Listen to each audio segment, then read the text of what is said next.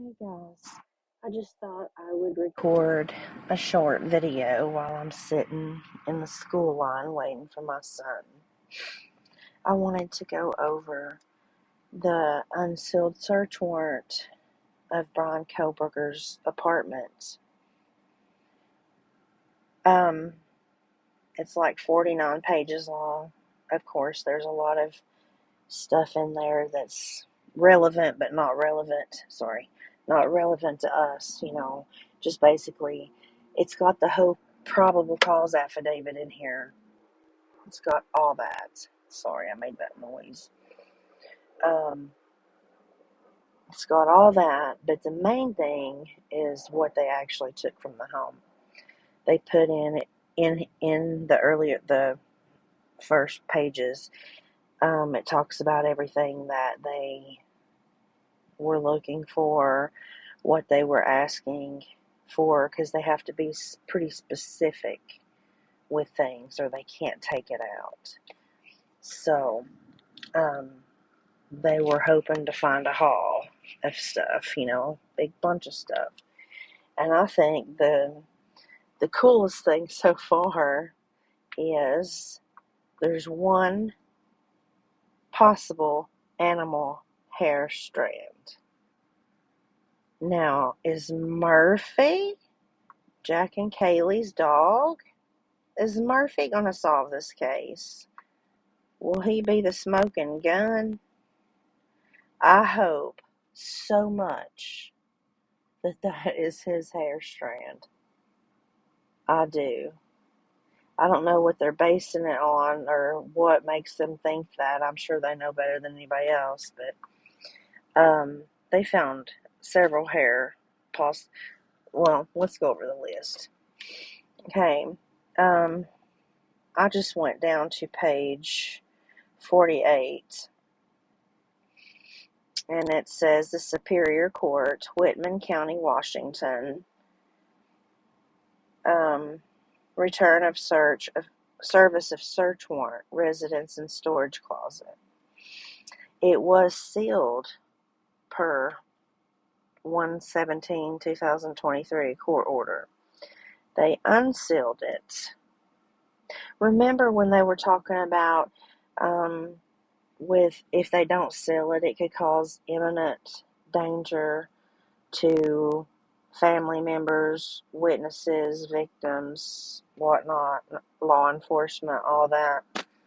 Well, the reason that they sealed it was because this was being signed, or they presented it to the judge to be signed on the 29th or the 30th. The same day it was issued on 12/29.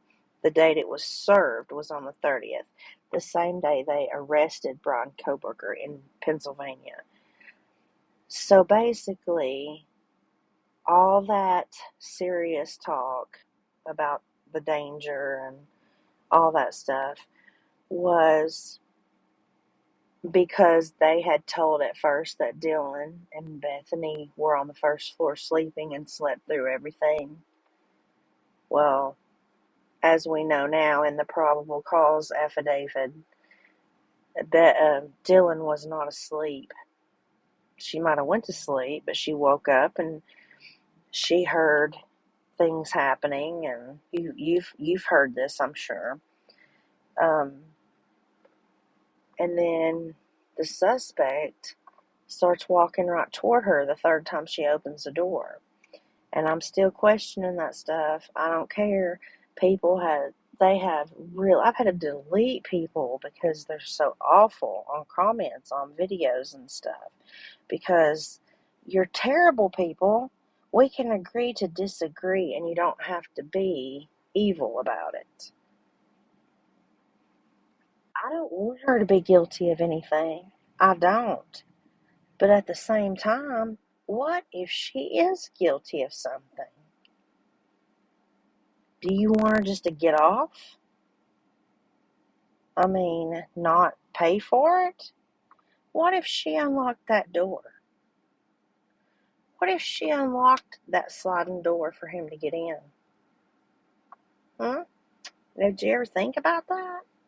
What if it was over drugs or having to do with drugs, and that's why it took her so long to call 911. And when the Kim lady called in and spoke with the drunk turkey show guy, I don't know, people are really believing her. The drunk turkey guy, he vetted a lot of things she told him.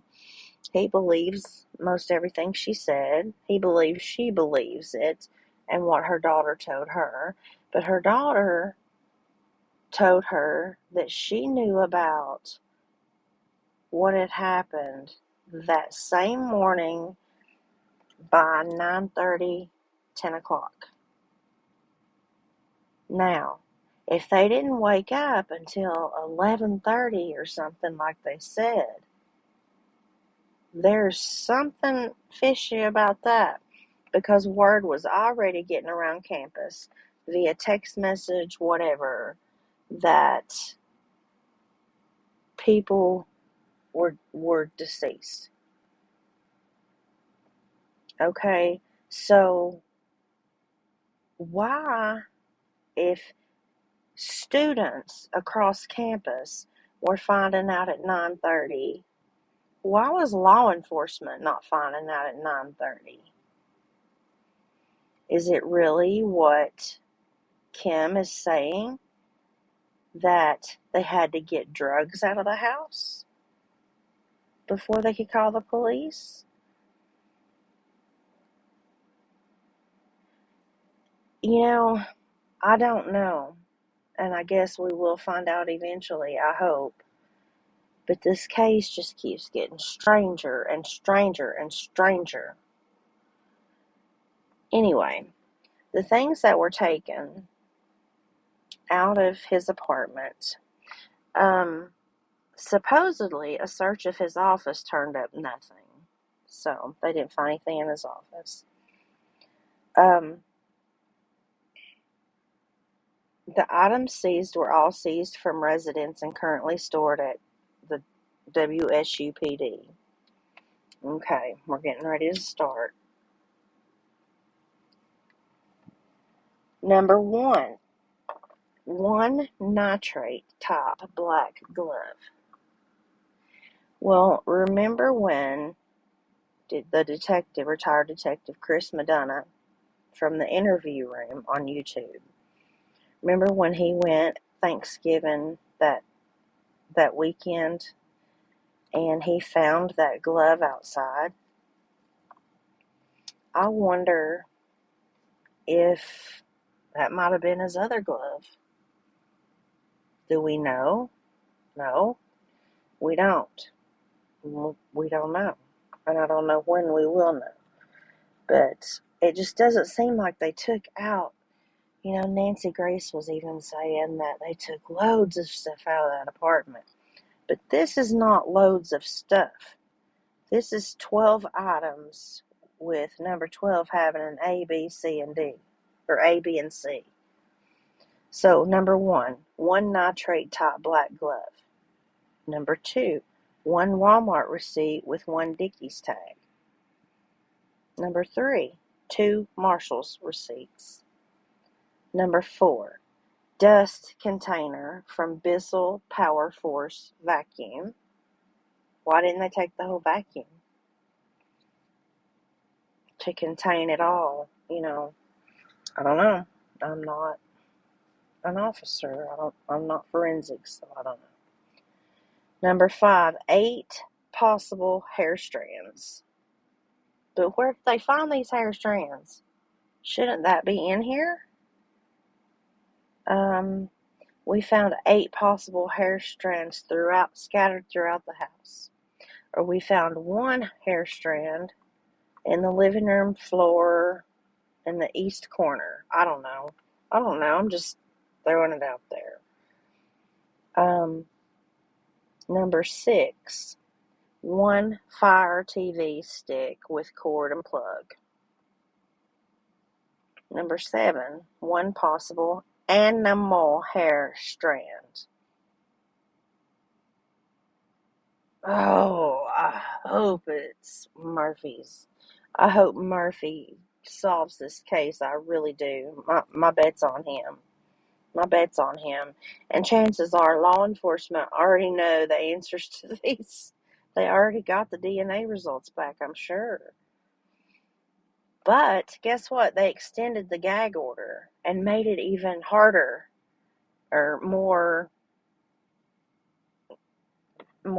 elaborate where nobody hardly can talk.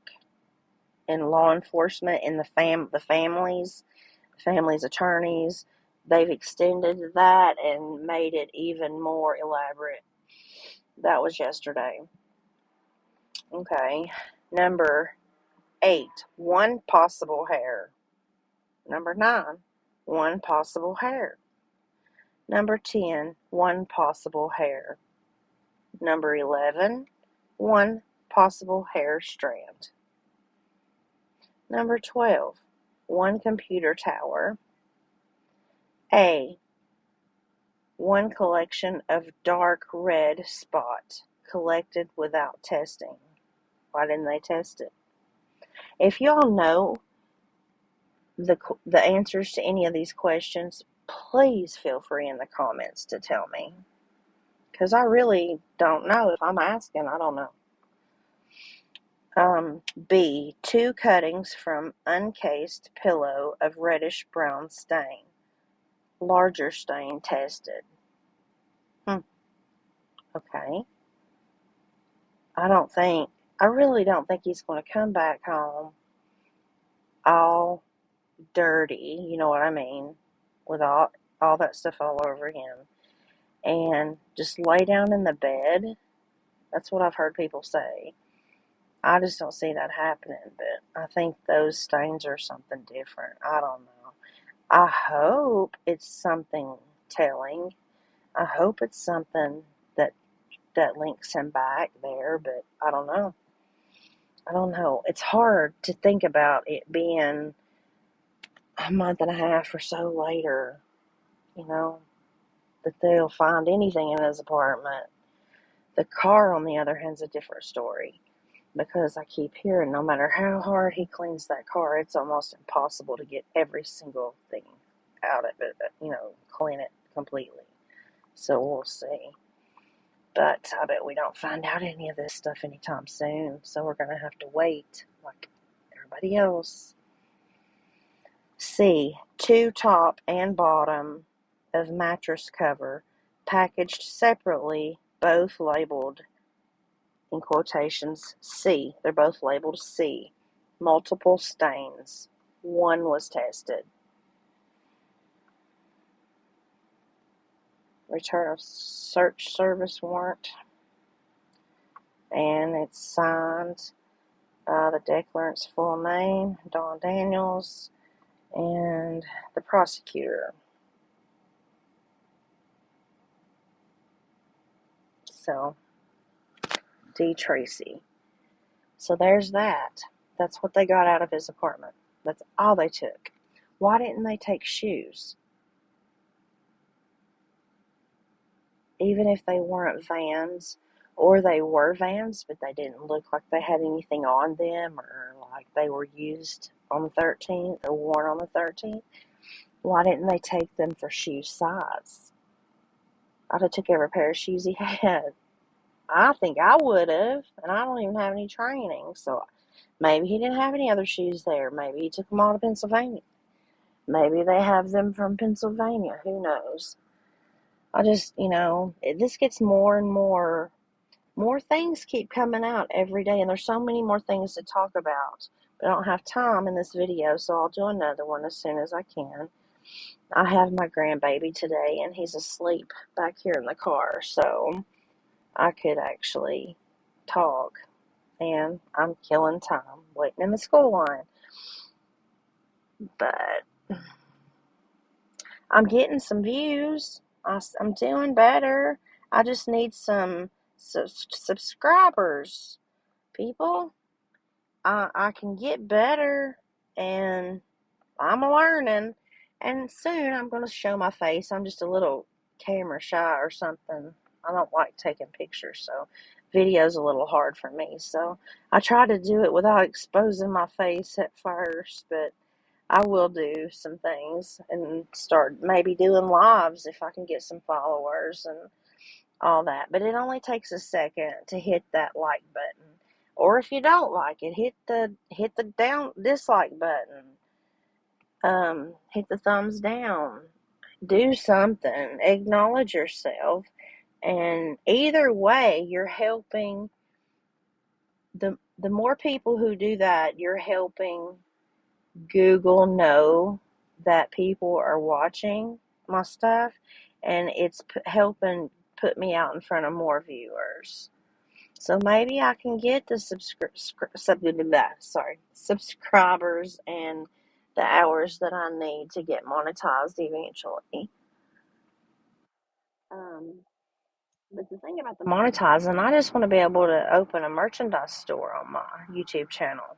I don't really care as much about ad revenue or anything like that. I just want to do merchandise and stuff like that. That's my forte. But anyway, do you think Murphy's going to save the day? What do y'all think about Murphy? Is that Murphy's dog hair? Number 7, one possible animal hair strand. Can we get that lucky?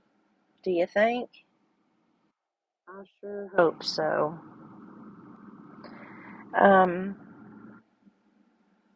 maybe they didn't take more than this because there wasn't more there to take. That very well could be it too. I'm not questioning them doing their jobs. It's just normal questions anybody has, and questions I've heard other people ask too. And it does make sense though that he wouldn't have a router if he's living on WSU campus apartments. It says on their whatever that they provide internet and all that, so he would not have his own router. That's why there's not a router on this list. I don't know. I wonder about that glove. If it's, I know, nitrate gloves, they're a dime a dozen or whatever, but Chris McDonough did find that glove. I don't know if it was like a nitrate glove or what kind of glove it was, but we've not heard anything else on it. So I wonder if those two gloves are alike or the same or whatever. If anybody knows anything, put it in the comments below.